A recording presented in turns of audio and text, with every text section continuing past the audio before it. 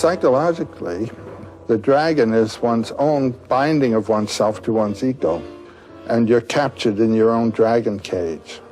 And the problem of the psychiatrist is to break that dragon, open him up, so that you can have a larger field of relationships.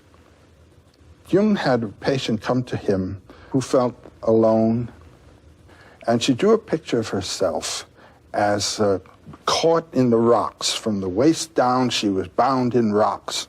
And this was on a windy shore, and the wind blowing and her hair blowing, and all the gold, which is the sign of the vitality of life, was locked in the rocks. And the next picture that he had her draw had followed something he had said to her. Suddenly, a lightning flash hit the rocks, and the gold came pouring out. And then she found reflected on rocks round about the gold. And there was no more gold in the rocks. It was all available on the top. And in the conferences that followed, those patches of gold were identified. They were her friends. She wasn't alone.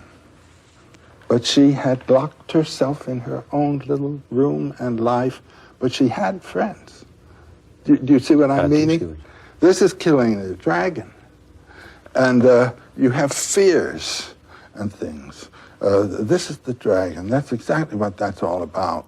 So what you're saying is if there are not dragons out there, and there may not be... The real dragon is in you. And what is that real dragon? That's your ego holding you in. What's my ego?